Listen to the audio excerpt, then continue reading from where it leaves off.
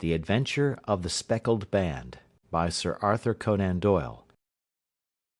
On glancing over my notes of the 70-odd cases in which I have during the last 8 years studied the methods of my friend Sherlock Holmes, I find many tragic, some comic, a large number merely strange, but none commonplace. For, working as he did rather for the love of his art than for the acquirement of wealth, he refused to associate himself with any investigation which did not tend towards the unusual, and even the fantastic. Of all these varied cases, however, I cannot recall any which presented more singular features than that which was associated with the well-known Surrey family of the Roylotts of Stoke Moran.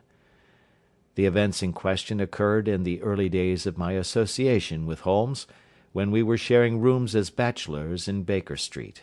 It is possible that I might have placed them upon record before, but a promise of secrecy was made at the time, from which I have only been freed during the last month by the untimely death of the lady to whom the pledge was given. It is perhaps as well that the fact should now come to light, for I have reasons to know that there are widespread rumours as to the death of Dr. Grimesby Roylott, which tend to make the matter even more terrible than the truth. It was early in April in the year '83 that I woke one morning to find Sherlock Holmes standing, fully dressed, by the side of my bed. He was a late riser, as a rule, and as the clock on the mantelpiece showed me that it was only 7:15, I blinked up at him in some surprise, and perhaps just a little resentment, for I was myself regular in my habits. "Very sorry to knock you up, Watson," said he, "but it's the common lot this morning. Mrs. Hudson has been knocked up, she retorted upon me, and I on you." "What is it, then? A fire?" "No, a client. It seems that a young lady has arrived in a considerable state of excitement, who insists upon seeing me. She is waiting now in the sitting-room. Now, when young ladies wander about the metropolis at this hour of the morning, and knock sleepy people up out of their beds, I presume that it is something very pressing which they have to communicate. Should it prove to be an interesting case, you would, I am sure, wish to follow it from the outset. I thought, at any rate, that I should call you and give you the chance." "My dear fellow, I would not miss it for anything."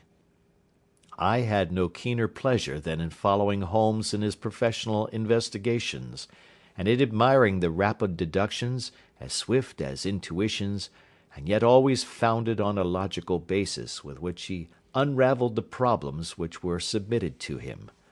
I rapidly threw on my clothes, and was ready in a few minutes to accompany my friend down to the sitting-room. A lady, dressed in black, and heavily veiled, who had been sitting in the window, rose as we entered. "Good morning, madam," said Holmes cheerily. "My name is Sherlock Holmes. This is my intimate friend and associate, Dr. Watson, before whom you can speak as freely as before myself. Ha! I am glad to see that Mrs. Hudson has had the good sense to light the fire.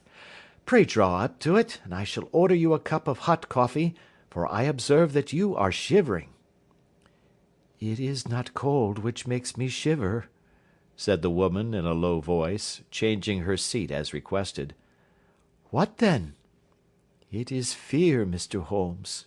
It is terror." She raised her veil as she spoke, and we could see that she was indeed in a pitiable state of agitation, her face all drawn and grey, with restless, frightened eyes, like those of some hunted animal. Her features and figure were those of a woman of 30, but her hair was shot with premature grey, and her expression was weary and haggard. Sherlock Holmes ran her over with one of his quick, all-comprehensive glances. "You must not fear," said he, soothingly, bending forward and patting her forearm. "We shall soon set matters right, I have no doubt. You have come in by train this morning, I see." "You know me, then?" "No, but I observed the second half of a return ticket in the palm of your left glove. You must have started early, and yet you had a good drive in a dog-cart, along heavy roads, before you reached the station." The lady gave a violent start and stared in bewilderment at my companion. "There is no mystery, my dear madam," said he, smiling. "The left arm of your jacket is spattered with mud in no less than 7 places. The marks are perfectly fresh. There is no vehicle save a dog-cart which throws up mud in that way, and then only when you sit on the left-hand side of the driver." "Whatever your reasons may be, you are perfectly correct," said she.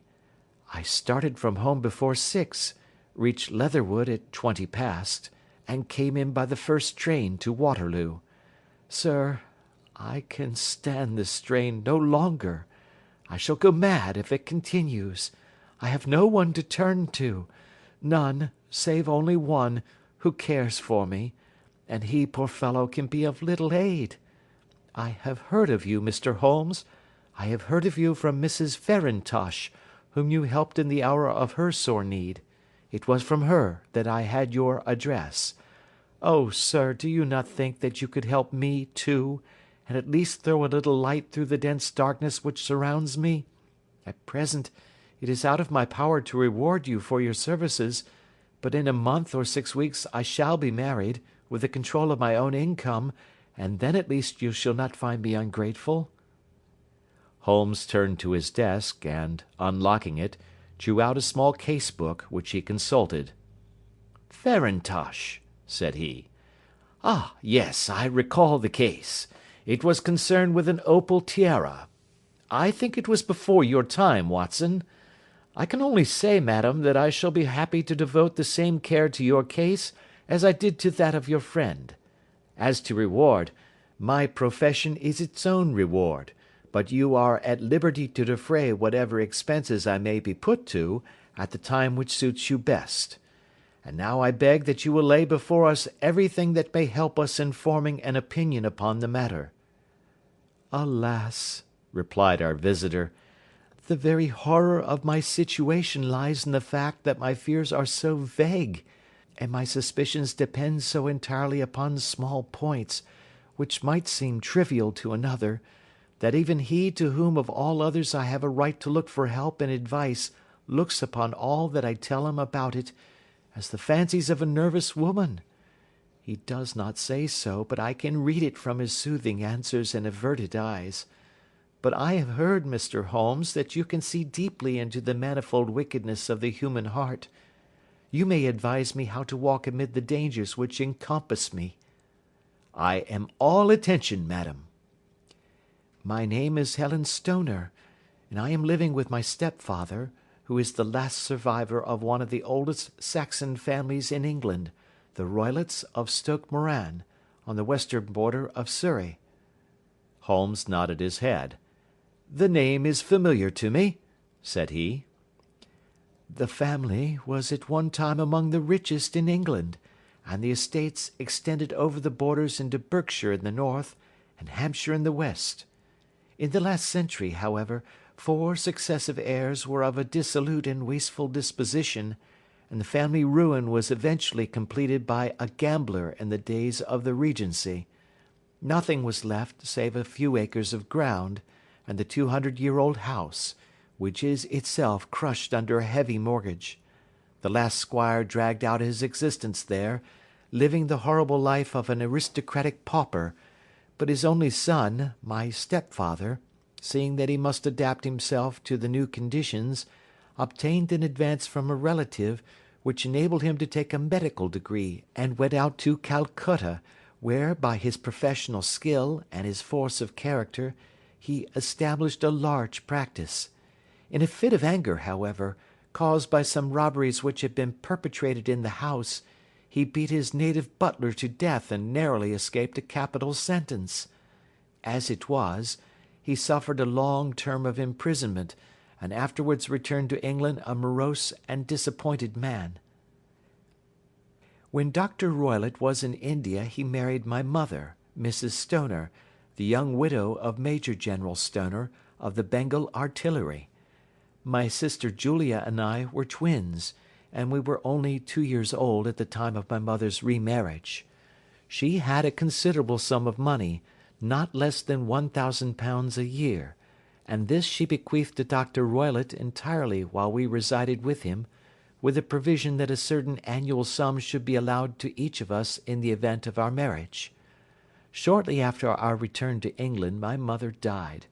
She was killed 8 years ago in a railway accident near Crewe. Dr. Roylott then abandoned his attempts to establish himself in practice in London, and took us to live with him in the old ancestral house at Stoke Moran. The money which my mother had left was enough for all our wants, and there seemed to be no obstacle to our happiness. But a terrible change came over our stepfather about this time.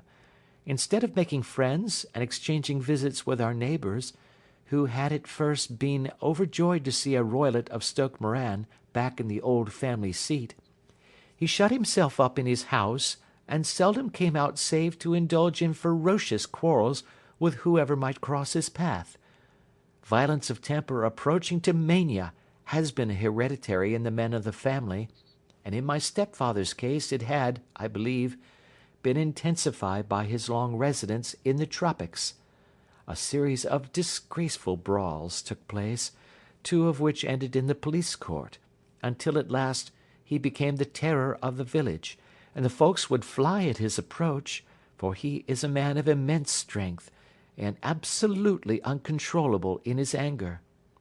Last week he hurled the local blacksmith over a parapet into a stream, and it was only by paying over all the money which I could gather together that I was able to avert another public exposure.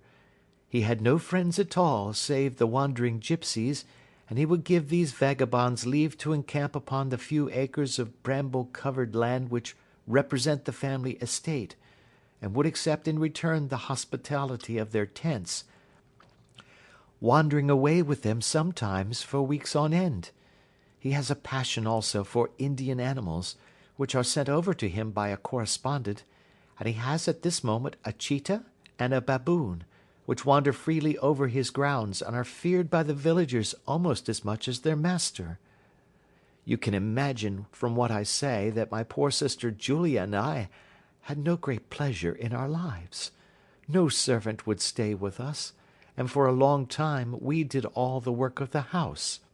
She was but 30 at the time of her death, and yet her hair had already begun to whiten, even as mine has. Your sister is dead, then? She died just 2 years ago, and it is of her death that I wish to speak to you. You can understand that, living the life which I have described, we were little likely to see anyone of our own age and position. We had, however, an aunt, my mother's maiden sister, Miss Honoria Westphail, who lives near Harrow, and we were occasionally allowed to pay short visits at this lady's house. Julia went there at Christmas 2 years ago, and met there a half-pay major of marines, to whom she became engaged. My stepfather learned of the engagement when my sister returned, and offered no objection to the marriage, but within a fortnight of the day which had been fixed for the wedding, the terrible event occurred which has deprived me of my only companion."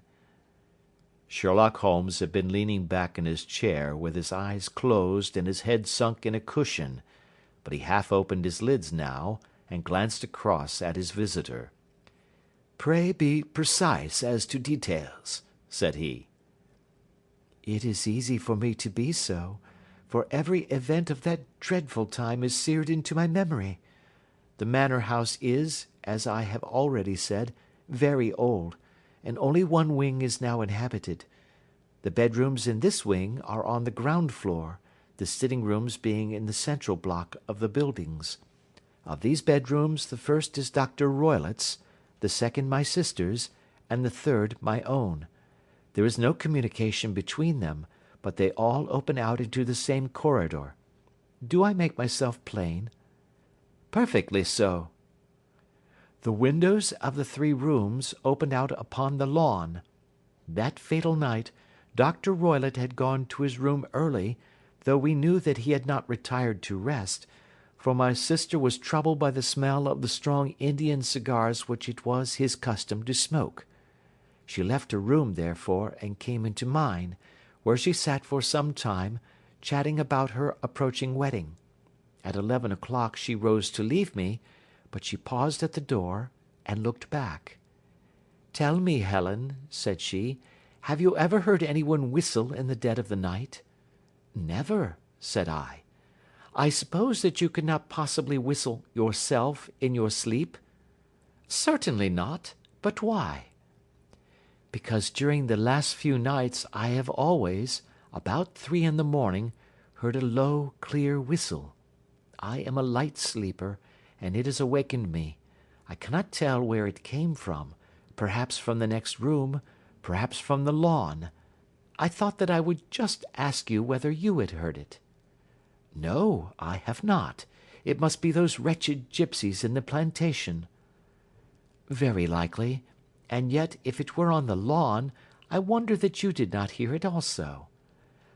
"Ah, but I sleep more heavily than you."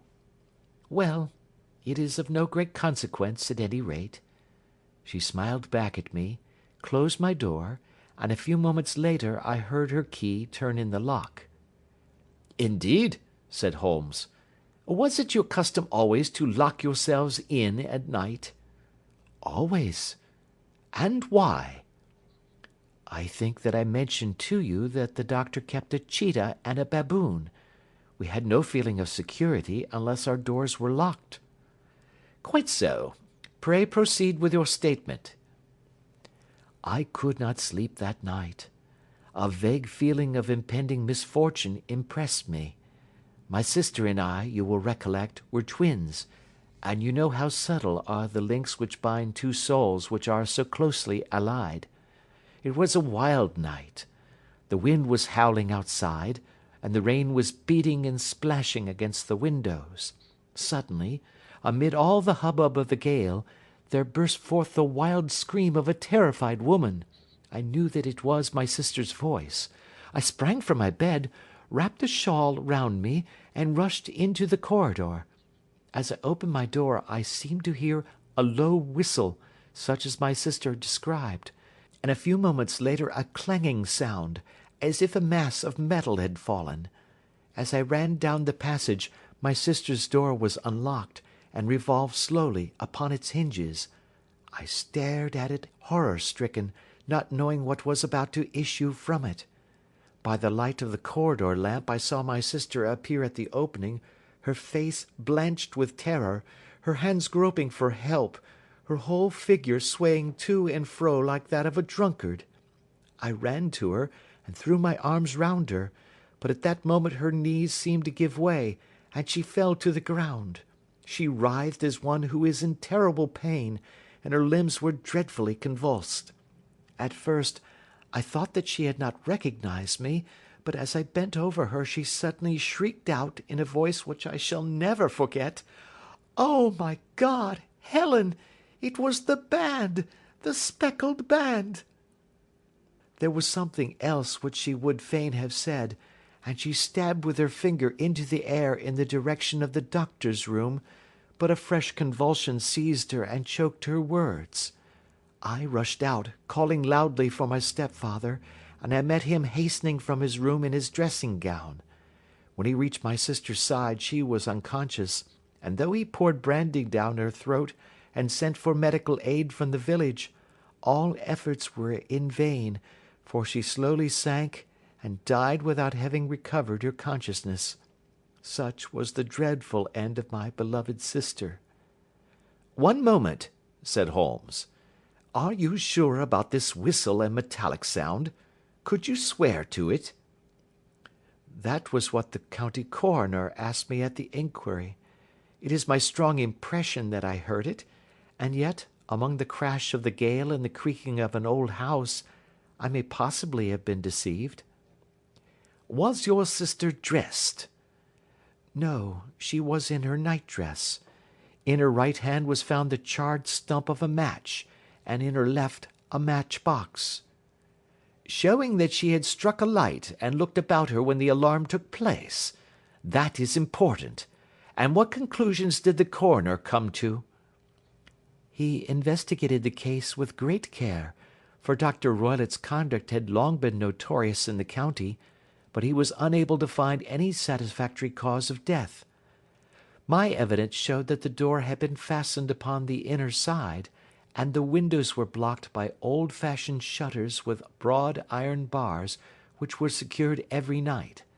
The walls were carefully sounded, and were shown to be quite solid all round, and the flooring was also thoroughly examined, with the same result. The chimney is wide, but is barred up by 4 large staples. It is certain, therefore, that my sister was quite alone when she met her end. Besides, there were no marks of any violence upon her. How about poison? The doctors examined her for it, but without success. What do you think that this unfortunate lady died of, then? It is my belief that she died of pure fear and nervous shock, though what it was that frightened her, I cannot imagine. Were there gipsies in the plantation at the time? Yes, there were nearly always some there. Ah, and what did you gather from this allusion to a band, a speckled band? Sometimes I have thought that it was merely the wild talk of delirium. Sometimes that it may have referred to some band of people, perhaps to these very gipsies in the plantation. I do not know whether the spotted handkerchiefs which so many of them wear over their heads might have suggested the strange adjective which he used.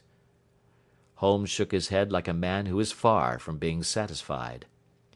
"These are very deep waters," said he. "Pray go on with your narrative." 2 years have passed since then, and my life has been until lately lonelier than ever. A month ago, however, a dear friend, whom I have known for many years, has done me the honour to ask my hand in marriage. His name is Armitage, Percy Armitage, the second son of Mr. Armitage of Crane Water, near Reading. My stepfather has offered no opposition to the match, and we are to be married in the course of the spring. 2 days ago, some repairs were started in the west wing of the building, and my bedroom wall has been pierced, so that I have had to move into the chamber in which my sister died, and to sleep in the very bed in which she slept. Imagine, then, my thrill of terror when last night, as I lay awake, thinking over her terrible fate, I suddenly heard in the silence of the night the low whistle which had been the herald of her own death. I sprang up and lit the lamp, but nothing was to be seen in the room. I was too shaken to go to bed again, however, so I dressed, and as soon as it was daylight I slipped down, got a dog-cart at the Crown Inn, which is opposite, and drove to Leatherhead, from whence I have come on this morning with the one object of seeing you and asking your advice." "You have done wisely," said my friend. "But have you told me all?" "Yes, all." "Miss Roylott, you have not. You are screening your stepfather." "Why, what do you mean?" For answer Holmes pushed back the frill of black lace which fringed the hand that lay upon our visitor's knee. 5 little livid spots, the marks of 4 fingers and a thumb, were printed upon the white wrist. "You have been cruelly used," said Holmes. The lady coloured deeply and covered over her injured wrist. "He is a hard man," she said, "and perhaps he hardly knows his own strength."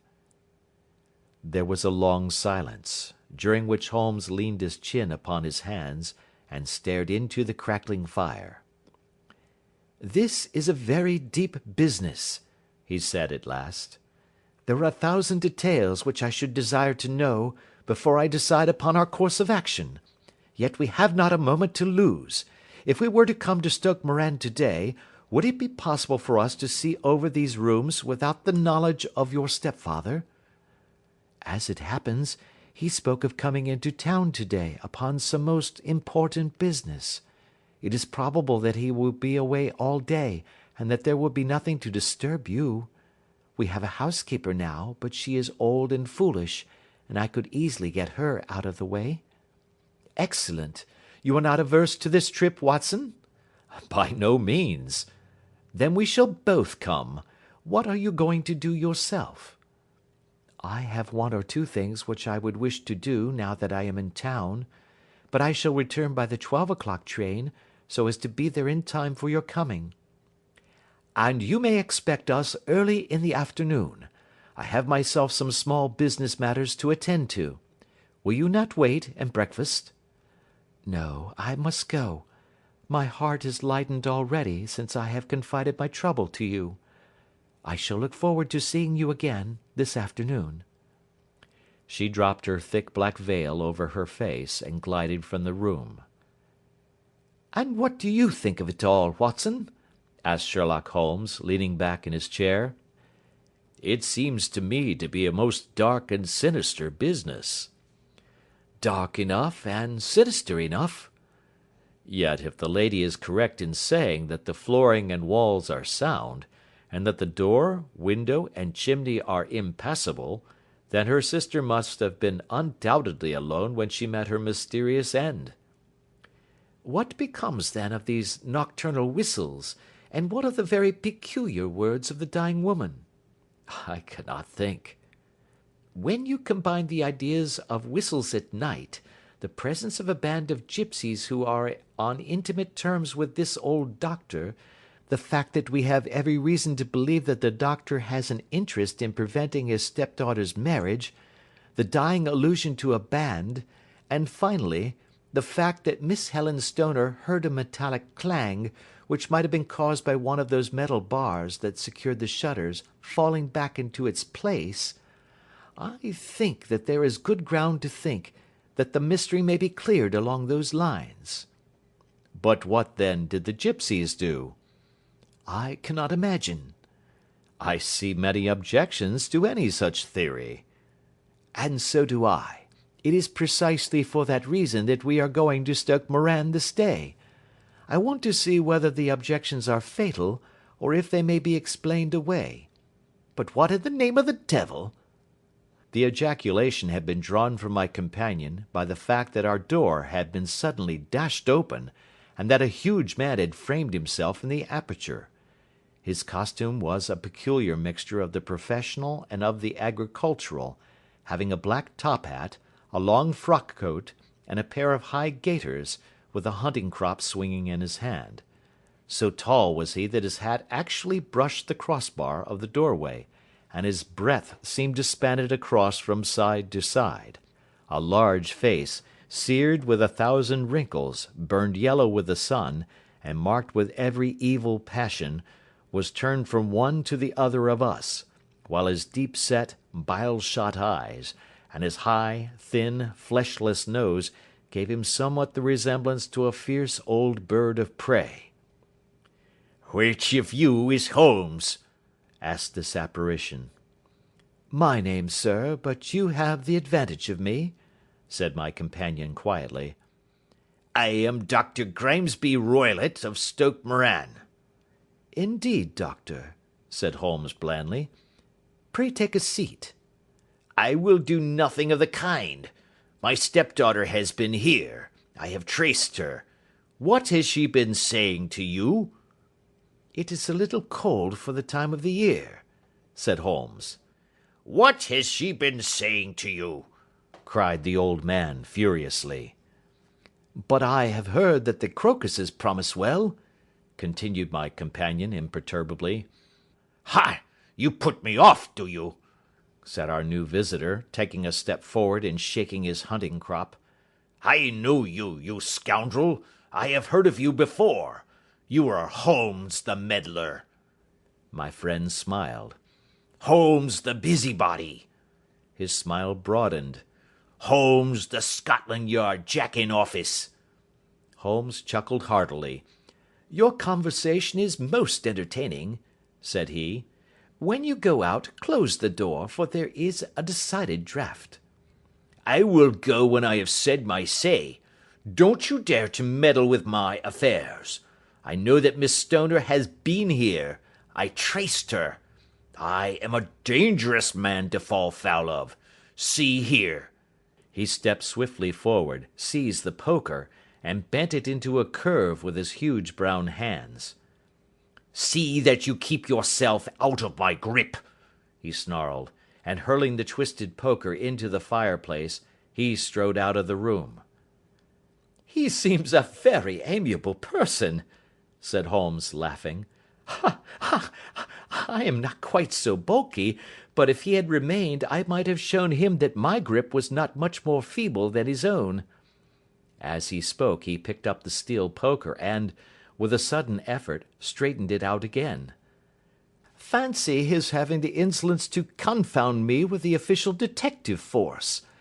This incident gives zest to our investigation, however, and I only trust that our little friend will not suffer from her imprudence in allowing this brute to trace her. And now, Watson, we shall order breakfast, and afterwards I shall walk down to Doctors' Commons, where I hope to get some data which may help us in this matter." It was nearly 1 o'clock when Sherlock Holmes returned from his excursion. He held in his hand a sheet of blue paper, scrawled over with notes and figures. "I have seen the will of the deceased wife," said he. "To determine its exact meaning I have been obliged to work out the present prices of the investments with which it is concerned. The total income, which at the time of the wife's death was little short of £1,100, is now, through the fall in agricultural prices, not more than £750. Each daughter can claim an income of £250 in case of marriage. It is evident, therefore, that if both girls had married, this beauty would have been a mere pittance, while even one of them would cripple him to a very serious extent. My morning's work has not been wasted, since it has proved that he has the very strongest motives for standing in the way of anything of the sort. And now, Watson, this is too serious for dawdling, especially as the old man is aware that we are interesting ourselves in his affairs. So if you are ready, we shall call a cab and drive to Waterloo. I should be very much obliged if you would slip your revolver into your pocket. An Ely's No. 2 is an excellent argument with gentlemen who can twist steel pokers into knots. That and a toothbrush are, I think, all that we need." At Waterloo we were fortunate in catching a train for Leatherhead, where we hired a trap at the station inn and drove for 4 or 5 miles through the lovely Surrey lanes. It was a perfect day, with a bright sun and a few fleecy clouds in the heavens. The trees and wayside hedges were just throwing out their first green shoots, and the air was full of the pleasant smell of the moist earth. To me, at least, there was a strange contrast between the sweet promise of the spring and this sinister quest upon which we were engaged.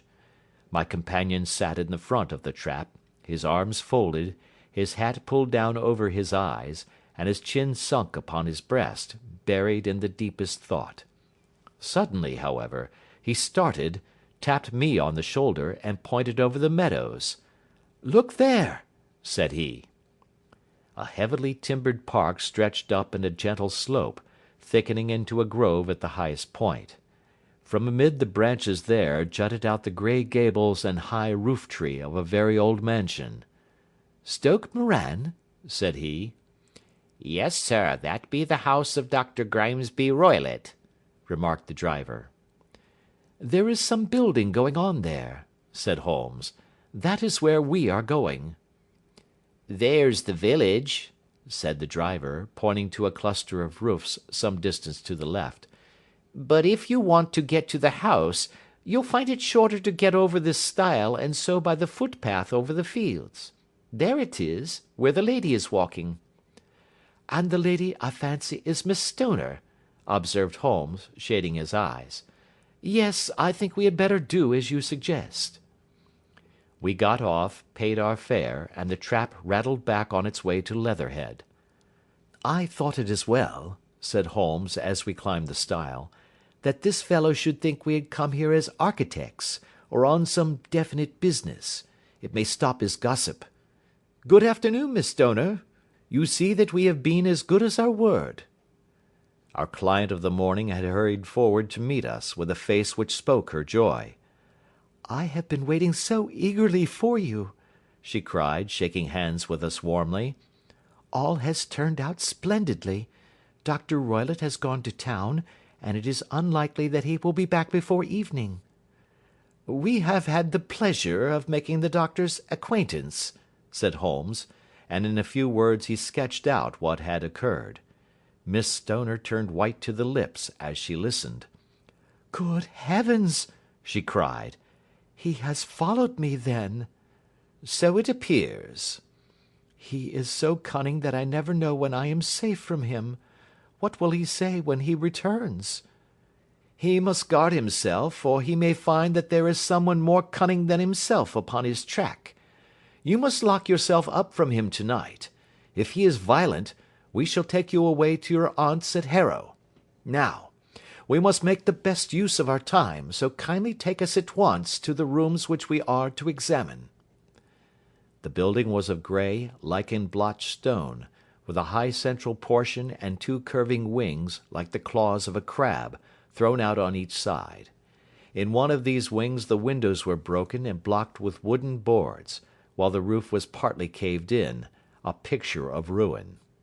The central portion was in little better repair, but the right-hand block was comparatively modern, and the blinds in the windows, with the blue smoke curling up from the chimneys, showed that this was where the family resided.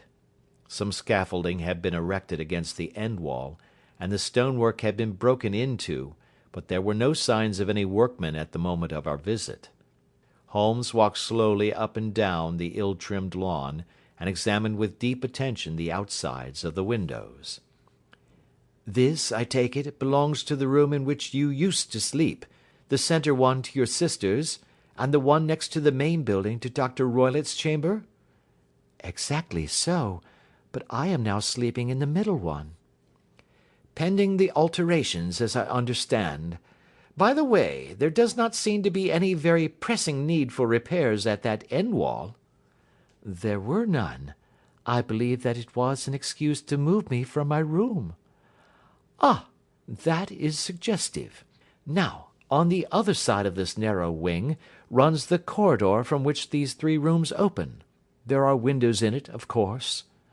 "Yes, but very small ones, too narrow for anyone to pass through."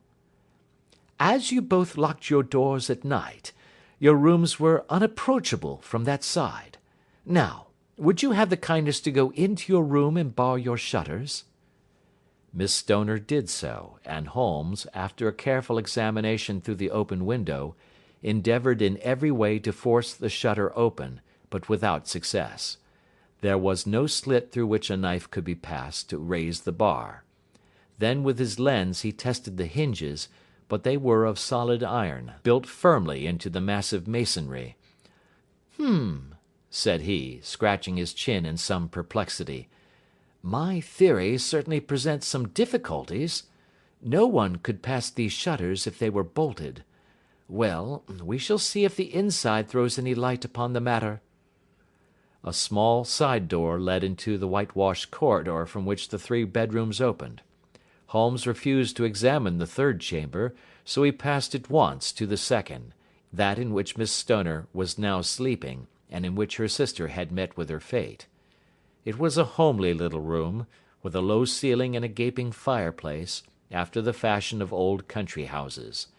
A brown chest of drawers stood in one corner, a narrow white counterpaned bed in another, and a dressing table on the left-hand side of the window.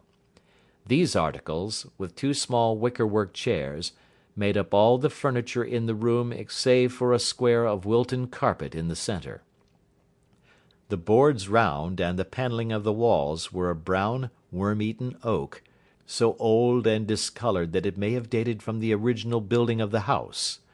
Holmes drew one of the chairs into a corner and sat silent, while his eyes travelled round and up and down, taking in every detail of the apartment. "Where does that bell communicate with?" he asked at last, pointing to a thick bell-rope which hung down beside the bed, the tassel actually lying upon the pillow. "It goes to the housekeeper's room." "It looks newer than the other things?" "Yes, it was only put there a couple of years ago." "Your sister asked for it, I suppose?" "No. I never heard of her using it. We used always to get what we wanted for ourselves." "Indeed! It seemed unnecessary to put so nice a bell-pull there. You will excuse me for a few minutes while I satisfy myself as to this floor." He threw himself down upon his face with his lens in his hand, and crawled swiftly backward and forward, examining minutely the cracks between the boards. Then he did the same with the woodwork with which the chamber was panelled. Finally he walked over to the bed, and spent some time in staring at it, and in running his eye up and down the wall. Finally he took the bell rope in his hand and gave it a brisk tug. "Why, it's a dummy," said he. "Won't it ring?"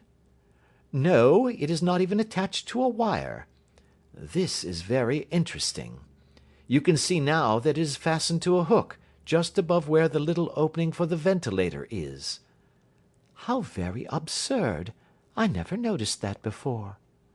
"Very strange," muttered Holmes, pulling at the rope. "There are one or two very singular points about this room.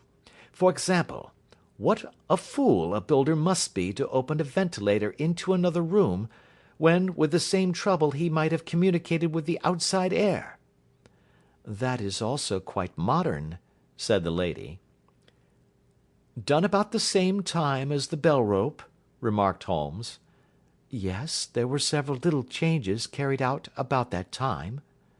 "They seem to have been of a most interesting character, dummy bell ropes and ventilators which do not ventilate. With your permission, Miss Stoner, we shall now carry our researches into the inner apartment." Dr. Grimesby Roylott's chamber was larger than that of his stepdaughter, but was as plainly furnished.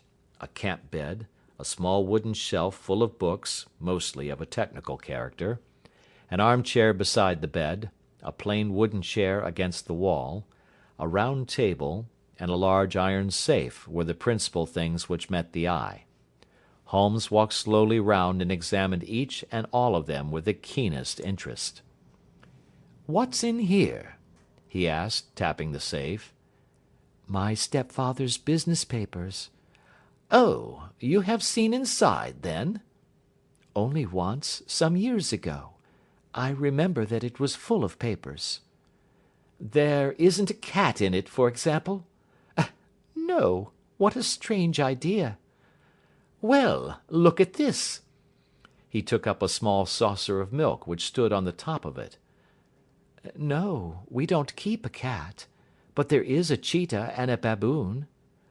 "Ah, yes, of course. Well, a cheetah is just a big cat, and yet a saucer of milk does not go very far in satisfying its wants, I dare say. There is one point which I should wish to determine." He squatted down in front of the wooden chair, and examined the seat of it with the greatest attention. "Thank you, that is quite settled," said he, rising and putting his lens in his pocket. "Hullo! Here is something interesting." The object which had caught his eye was a small dog lash hung on one corner of the bed. The lash, however, was curled upon itself, and tied so as to make a loop of whipcord. "What do you make of that, Watson?" "It's a common enough lash, but I don't know why it should be tied." "That is not quite so common, is it? Ah me! It's a wicked world, and when a clever man turns his brains to crime it is the worst of all. I think that I have seen enough now, Miss Stoner, and with your permission we shall walk out upon the lawn." I had never seen my friend's face so grim, or his brows so dark as it was when we turned from the scene of this investigation. We had walked several times up and down the lawn, neither Miss Stoner nor myself liking to break in upon his thoughts before he roused himself from his reverie. "It is very essential, Miss Stoner," said he, "that you should absolutely follow my advice in every respect." "I shall most certainly do so." "The matter is too serious for any hesitation. Your life may depend upon your compliance." "I assure you that I am in your hands." "In the first place, both my friend and I must spend the night in your room." Both Miss Stoner and I gazed at him in astonishment. "Yes, it must be so. Let me explain. I believe that that is the village inn over there?"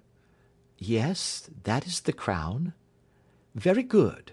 Your windows would be visible from there?" "Certainly." "You must confine yourself to your room, on pretence of a headache, when your stepfather comes back. Then when you hear him retire for the night, you must open the shutters of your window, undo the hasp, put your lamp there as a signal to us, and then withdraw quietly with everything which you are likely to want into the room which you used to occupy. I have no doubt that, in spite of the repairs, you could manage there for one night." "Oh, yes, easily." "The rest you will leave in our hands." "But what will you do?" "We shall spend the night in your room, and we shall investigate the cause of this noise which has disturbed you." "I believe, Mr. Holmes, that you have already made up your mind," said Miss Stoner, laying her hand upon my companion's sleeve.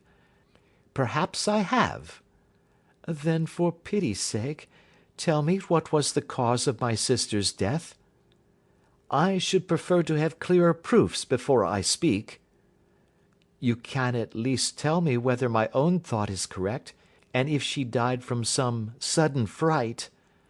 "No, I do not think so. I think that there was probably some more tangible cause. And now, Miss Stoner, we must leave you, for if Dr. Roylott returned and saw us, our journey would be in vain. Good-bye, and be brave, for if you will do what I have told you, you may rest assured that we shall soon drive away the dangers that threaten you." Sherlock Holmes and I had no difficulty in engaging a bedroom and sitting-room at the Crown Inn. They were on the upper floor, and from our window we could command a view of the avenue gate, and of the inhabited wing of Stoke Moran Manor House. At dusk we saw Dr. Grimesby Roylott drive past, his huge form looming up beside the little figure of the lad who drove him. The boy had some slight difficulty in undoing the heavy iron gates, and we heard the hoarse roar of the doctor's voice, and saw the fury with which he shook his clenched fists at him. The trap drove on, and a few minutes later we saw a sudden light spring up among the trees as the lamp was lit in one of the sitting-rooms. "Do you know, Watson," said Holmes, as we sat together in the gathering darkness, "I have really some scruples as to taking you tonight. There is a distinct element of danger." "Can I be of assistance?" "Your presence might be invaluable." "Then I shall certainly come." "It is very kind of you." "You speak of danger. You have evidently seen more in these rooms than was visible to me." "No, but I fancy that I may have deduced a little more. I imagine that you saw all that I did." "I saw nothing remarkable save the bell rope, and what purpose that could answer I confess is more than I can imagine." "You saw the ventilator too?" "Yes, but I do not think that it is such a very unusual thing to have a small opening between two rooms. It was so small that a rat could hardly pass through."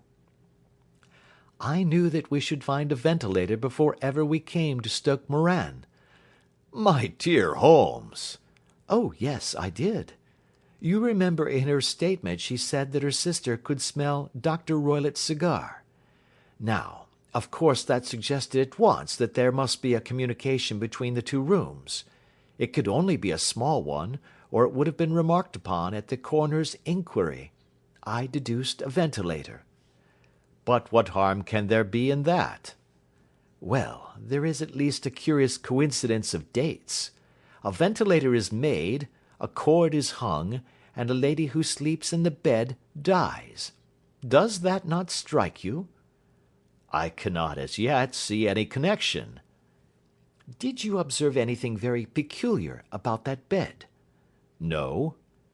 "It was clamped to the floor. Did you ever see a bed fastened like that before?" "I cannot say that I have." "The lady could not move her bed. It must always be in the same relative position to the ventilator and to the rope. Or so we may call it, since it was clearly never meant for a bell pull." "Holmes," I cried, "I seem to see dimly what you are hinting at. We are only just in time to prevent some subtle and horrible crime." "Subtle enough, and horrible enough. When a doctor does go wrong he is the first of criminals. He has nerve and he has knowledge. Palmer and Pritchard were among the heads of their profession. This man strikes even deeper, but I think, Watson, that we shall be able to strike deeper still. Yet we shall have horrors enough before the night is over. For goodness' sake let us have a quiet pipe, and turn our minds for a few hours to something more cheerful."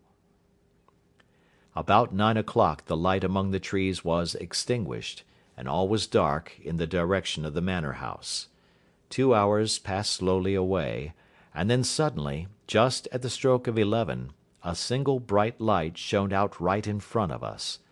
"That is our signal," said Holmes, springing to his feet. "It comes from the middle window." As we passed out he exchanged a few words with the landlord, explaining that we were going on a late visit to an acquaintance, and that it was possible that we might spend the night there. A moment later we were out on the dark road, a chill wind blowing in our faces, and one yellow light twinkling in front of us through the gloom, to guide us on our sombre errand. There was little difficulty in entering the grounds, for unrepaired breaches gaped in the old park wall. Making our way among the trees, we reached the lawn, crossed it, and were about to enter through the window when out from a clump of laurel bushes there darted what seemed to be a hideous and distorted child, who threw itself upon the grass with writhing limbs and then ran swiftly across the lawn into the darkness.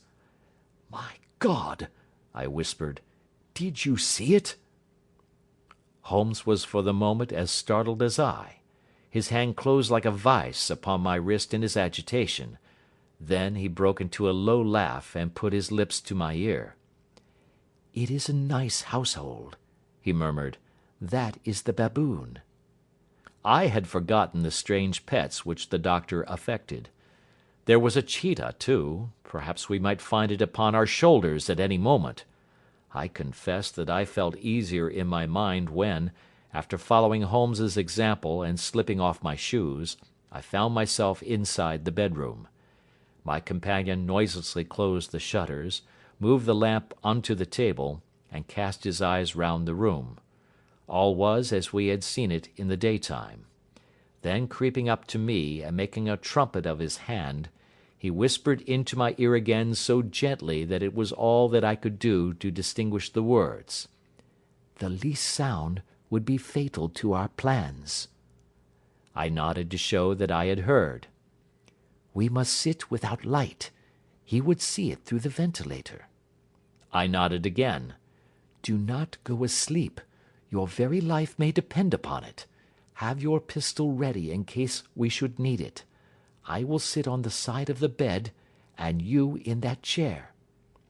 I took out my revolver and laid it on the corner of the table. Holmes had brought up a long thin cane, and this he placed upon the bed beside him. By it he laid the box of matches and the stump of a candle. Then he turned down the lamp and we were left in darkness. How shall I ever forget that dreadful vigil? I could not hear a sound, not even the drawing of a breath, and yet I knew that my companion sat open-eyed, within a few feet of me, in the same state of nervous tension in which I was myself. The shutters cut off the least ray of light, and we waited in absolute darkness. From outside came the occasional cry of a night bird, and once at our very window a long-drawn cat-like whine, which told us that the cheetah was indeed at liberty. Far away we could hear the deep tones of the parish clock, which boomed out every quarter of an hour. How long they seemed, those quarters! 12 struck, and 1, and 2, and 3, and still we sat waiting silently for whatever might befall. Suddenly there was the momentary gleam of a light up in the direction of the ventilator, which vanished immediately, but was succeeded by a strong smell of burning oil and heated metal. Someone in the next room had lit a dark lantern. I heard a gentle sound of movement, and then all was silent once more, though the smell grew stronger. For half an hour I sat with straining ears. Then suddenly another sound became audible, a very gentle, soothing sound, like that of a small jet of steam escaping continually from a kettle. The instant that we heard it, Holmes sprang from the bed, struck a match, and lashed furiously with his cane at the bell-pull. "You see it, Watson?" he yelled. "You see it?" But I saw nothing. At the moment when Holmes struck the light, I heard a low, clear whistle, but the sudden glare flashing into my weary eyes made it impossible for me to tell what it was at which my friend lashed so savagely. I could, however, see that his face was deadly pale and filled with horror and loathing. He had ceased to strike and was gazing up at the ventilator, when suddenly there broke from the silence of the night the most horrible cry to which I have ever listened. It swelled up louder and louder, a hoarse yell of pain and fear and anger all mingled in the one dreadful shriek. They say that away down in the village, and even in the distant parsonage, that cry raised the sleepers from their beds. It struck cold to our hearts, and I stood gazing at Holmes, and he at me, until the last echoes of it had died away into the silence from which it rose. "What can it mean?" I gasped. "It means that it is all over," Holmes answered. "And perhaps, after all, it is for the best. Take your pistol and we will enter Dr. Roylott's room." With a grave face he lit the lamp and led the way down the corridor. Twice he struck at the chamber door without any reply from within. Then he turned the handle and entered, I at his heels with the cocked pistol in my hand.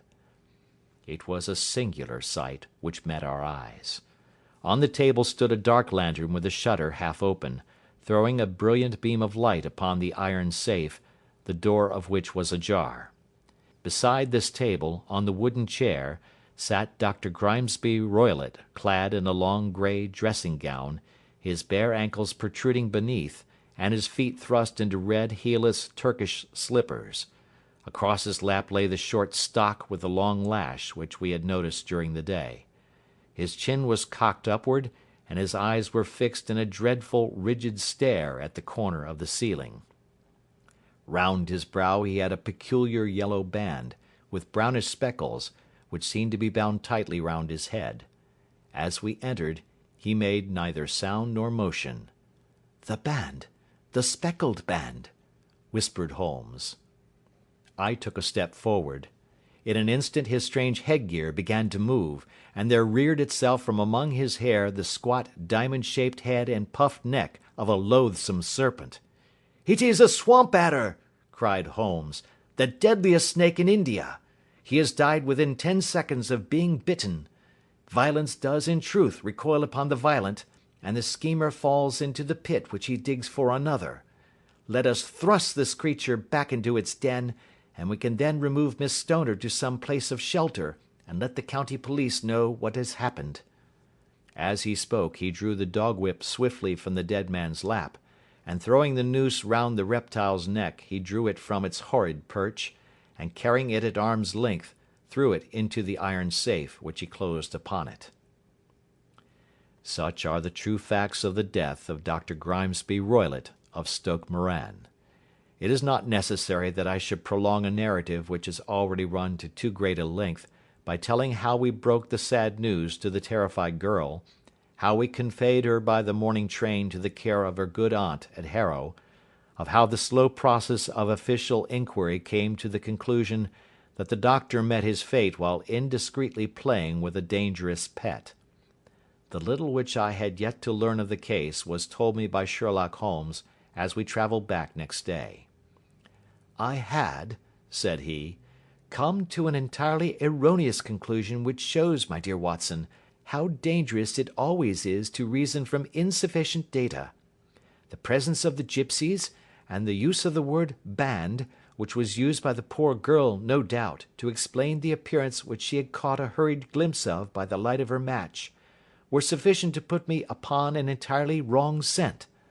I can only claim the merit that I instantly reconsidered my position when, however, it became clear to me that whatever danger threatened an occupant of the room could not come either from the window or the door. My attention was speedily drawn, as I have already remarked to you, to this ventilator, and to the bell rope which hung down to the bed. The discovery that this was a dummy, and that the bed was clamped to the floor, instantly gave rise to the suspicion that the rope was there as a bridge for something passing through the hole and coming to the bed. The idea of a snake instantly occurred to me, and when I coupled it with my knowledge that the doctor was furnished with a supply of creatures from India, I felt that I was probably on the right track. The idea of using a form of poison which could not possibly be discovered by any chemical test was just such a one as would occur to a clever and ruthless man who had had an Eastern training. The rapidity with which such a poison would take effect would also, from his point of view, be an advantage. It would be a sharp-eyed coroner, indeed, who could distinguish the two little dark punctures which would show where the poisoned fangs had done their work. Then I thought of the whistle. Of course, he must recall the snake before the morning light revealed it to the victim. He had trained it, probably by the use of the milk which we saw, to return to him when summoned. He would put it through this ventilator at the hour that he thought best, with the certainty that it would crawl down the rope and land on the bed. It might or might not bite the occupant, perhaps she might escape every night for a week, but sooner or later she must fall a victim. I had come to these conclusions before ever I had entered his room. An inspection of his chair showed me that he had been in the habit of standing on it, which of course would be necessary in order that he should reach the ventilator. The sight of the safe, the saucer of milk, and the loop of whipcord were enough to finally dispel any doubts which may have remained. The metallic clang heard by Miss Stoner was obviously caused by her stepfather hastily closing the door of his safe upon its terrible occupant. Having once made up my mind, you know the steps which I took in order to put the matter to the proof. I heard the creature hiss, as I have no doubt that you did also, and I instantly lit the light and attacked it. With the result of driving it through the ventilator. And also with the result of causing it to turn upon its master at the other side. Some of the blows of my cane came home and roused its snakish temper, so that it flew upon the first person it saw. In this way I am no doubt indirectly responsible for Dr. Grimesby Roylott's death, and I cannot say that it is likely to weigh very heavily upon my conscience.